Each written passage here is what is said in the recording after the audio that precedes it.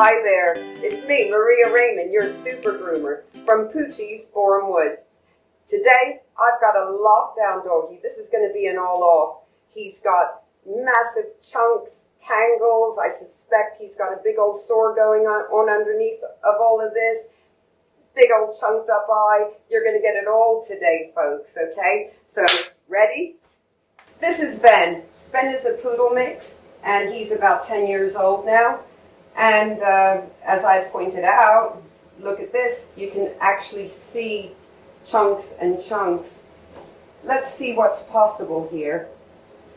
Okay, I actually suspect, fortunately, I'm able to get underneath some of this serious matting, but no, this is going to be a shortcut. It'll have to be. Now, over here, this looks like this could be perhaps a wart that's been leaking, or he's got a boil underneath all this matting. And I won't find out until I soften it and remove that gook chunk. Let's see the face. Okay, here we go. These are massive chunks. You could see my fingers getting underneath of them. I'm going to have to soften all of this with warm water in order to be able to actually cut into there safely. And it stinks. Let's look inside the ears. Okay. Look, as much fur in the ears as he's got outside, that's going to have to come out. We'll be removing that later. Yes, the feet, everything. This is going to be quite a shortcut. Let's have a quick look to see what the nails are like. Look, this is very common to find underneath an overgrown dog. The nails are very long, and the owner wouldn't have known, because look, all the long fur, they would have never seen those nails. But I promise you, Ben would have been finding it extremely difficult to walk. We'll be removing these too. So the first thing we're going to do is remove these very long nails. This nail had cracked. It's got very little that I can actually remove. It's actually on the nerve. So that nail I'm going to leave. This one, you can see the nerve actually ends here. I'll be able to take off that much nail. That pink bit here is the nerve, and you must never ever cut into it. The pain is equal to drilling into a live tooth with no anesthetic. Now the nails are done, let's address those big knots. So I've put warm water on this cloth, and you can see I'm going to drip it, literally drip it into those chunks, massage it a bit, and that'll help them to soften so I could get underneath with scissors. This is a very risky thing to do if you're inexperienced, to try to remove this type of matting near a dog's eyes. I will show you how to safely do it. We'll leave that to soften, and then we'll return to this one. Here we go, folks. Wait till you see this. This is exactly what I was talking about. Can you see? If I pull it apart with my fingers, this is really gooey, like oily gook. Look at that, a wart. Okay? I could have chopped that right off. Thankfully, I found it before any disaster. Now we've cleared Ben's eyes, we're going to move on to the head. I'm going to actually have to cut like rows in here in order to get the matting out that's near the skin, to try to leave something on the head, because the whole rest of the body is going to be going very short. Here we go. Because the matting is like so thick, and I want to try to keep some hair on top, I just have to kind of cut a few rows in. Like that. And that is followed by this. It's a row of razors. It's a dematting tool. And where I've cut straight down, it created a parting. I'm able to get in and try to pull some of this tangle out so I could keep a bit of the hair on top. And it's best, once you're able to grab underneath, hold it so that it's not causing the dog any anxiety or pain. I want to demat near the ear area. Here's the ear. And remember, that's a thin leather, the ear. And this is a razor tool. It's very easy to catch that thin leather if you're not careful. So when you're near that ear area, you make sure that you protect it.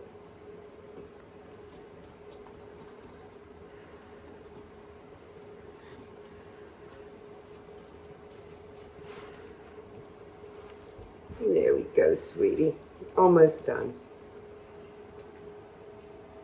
Right.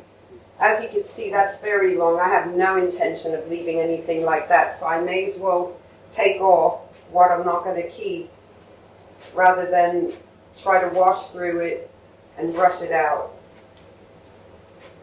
But because I went through it with that dematting tool, it's enabling me to keep some. I wouldn't have been able to otherwise.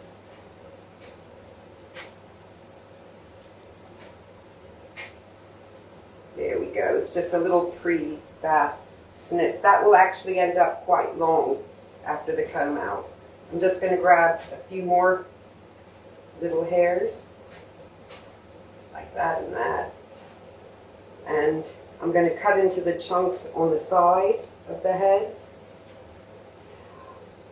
Notice I took the ear and it's under my wrist. I'm holding him steady by his snout. I'm fluffing that out, feeling to make sure there's no sort of warts or anything underneath. And there we go.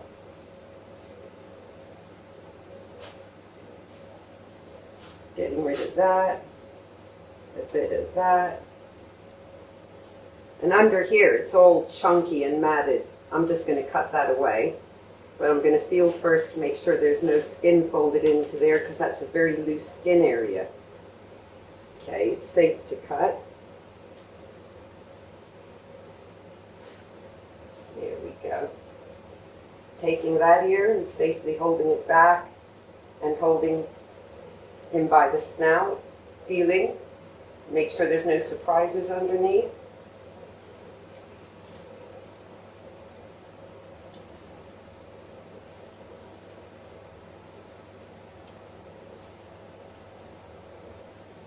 There. Okay. Next, I'm going to be removing the body. Right, I'm going to try a number 5 first, rather than a 7, to try to get under the... Oh, and look, it's working. Here we go, folks. We're off.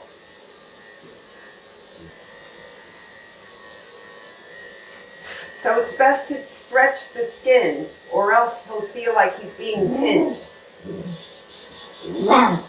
Okay, sweetie, come on.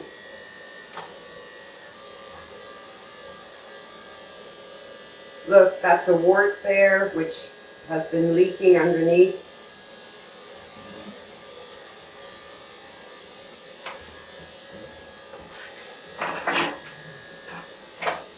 Another wart, and look, see, all the... You can expect to see that in older dogs. That's why you've got to be so careful when doing an all-off on an older dog.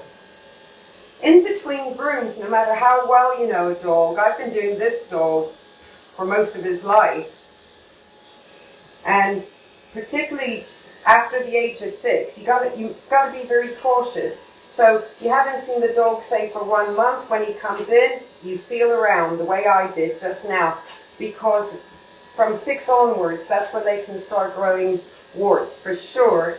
8 upwards, definitely.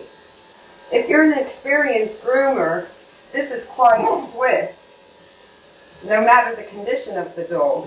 But if you're inexperienced, it should take you like a good hour, maybe hour and a half. Really, if you're inexperienced, take your time. Always tread with caution. Here is what was a bacterial infection. Actually, it looks like a bit of a boil going on there. And look at that. That's all the pus that's dried into the fur that was there like that. And I've just clippered it.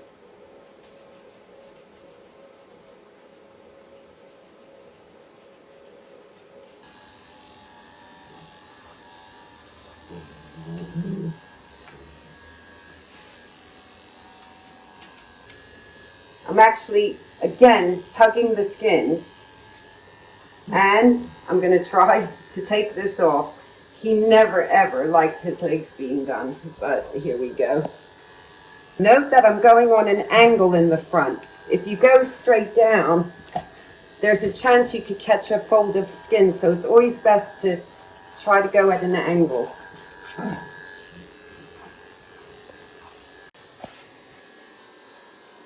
Staying at an angle again.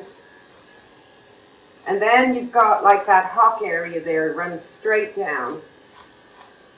Like so.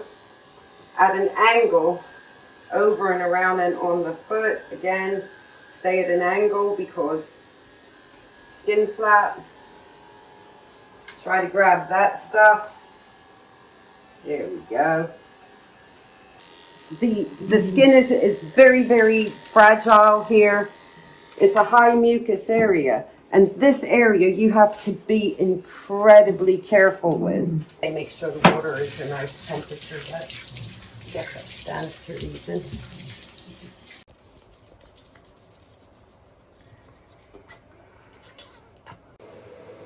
Well, he's now hooked up. It's time to dry.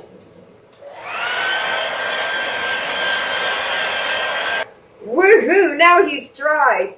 Now it's time to make him pretty. It's that time now. Okay, I'm just going to even out his coat with the number 5. Obviously, it'll be more detailed around the paws where I'll probably change to a 7 and do some scissoring. So, yeah, okay, I'm going to begin. Here we go. Take your comb and comb out the under part from between the pads of the foot, and look at all that big matting.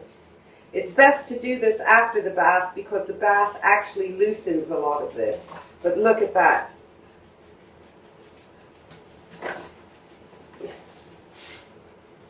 Massive boulders.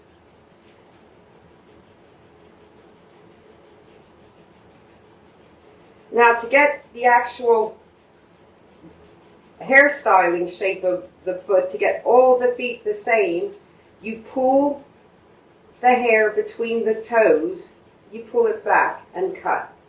And this will actually form the top shape. Cutting from behind forms the top shape that you'll finally see on this side. And then you simply tidy up what's there. You turn it into a nicer shape.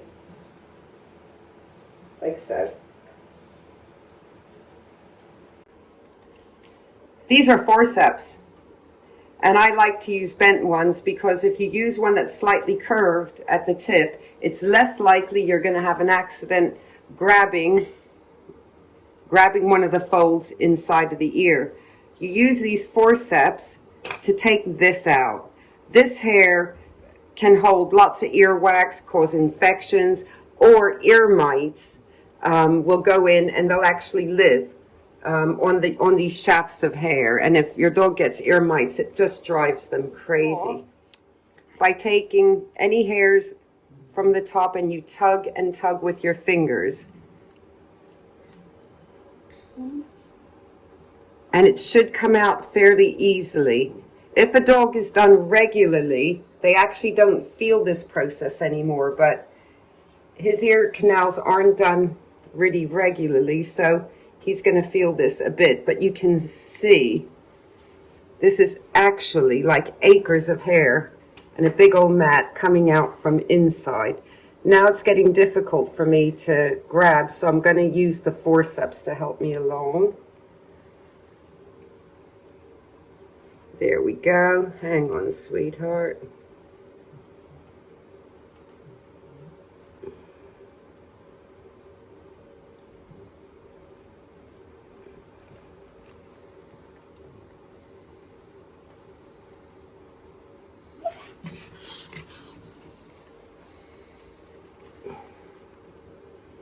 We're nearly there.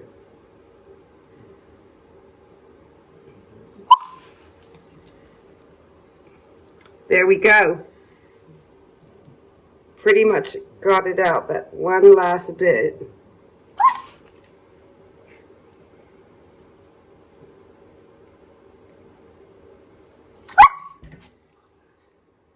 There, look, a nice, clean, and clear ear canal. Nothing for mites to live on, and there's no danger of a buildup of wax causing a irritation and infection.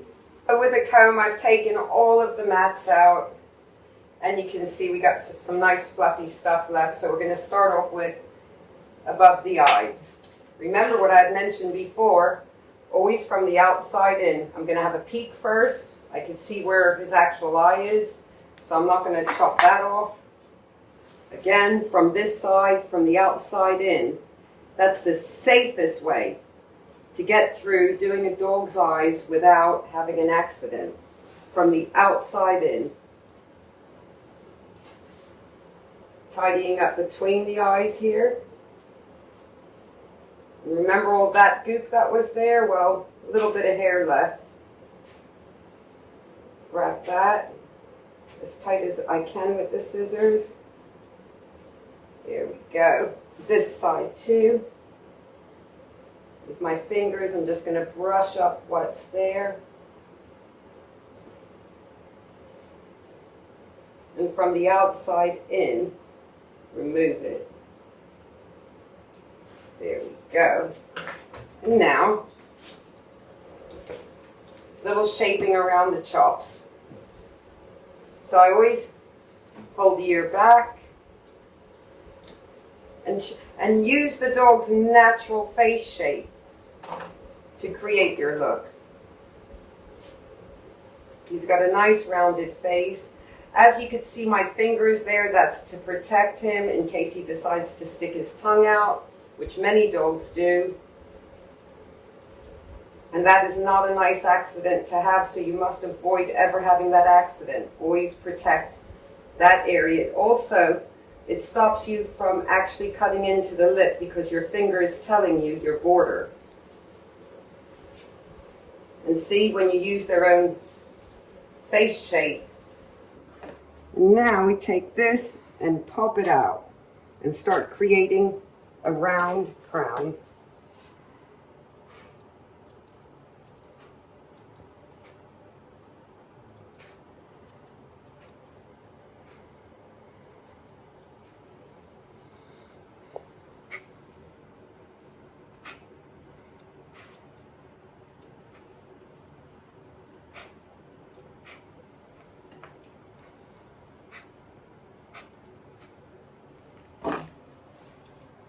Comb again. Now when you do the head of a curly haired dog or any poodle or poodle shaped dog, you will end up going over it over and over to get it absolutely right. I'm going to shape it along, as you can see, again, to his face shape. And then once it falls in nearly a nice sort of scoop effect, you just tidy up what's there. There we are. We are pretty much done.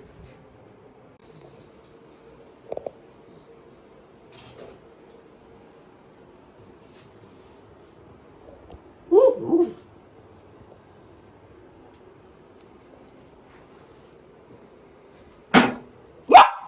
Ben, we are finished. Finally, darling. That was a nice long road, wasn't it? And what a difference, Can't believe it's the same dog. So, I've sprayed Ben with a perfume made specifically for dogs, and I sprayed his tail so when he's wagging that at home, There's going to be a wonderful aroma everywhere. I hope you found this lesson helpful and useful. And if you have any questions, please write in the comment box below. And I'll see you with another dog, another breed. This is Maria Raymond, your super groomer. Bye for now.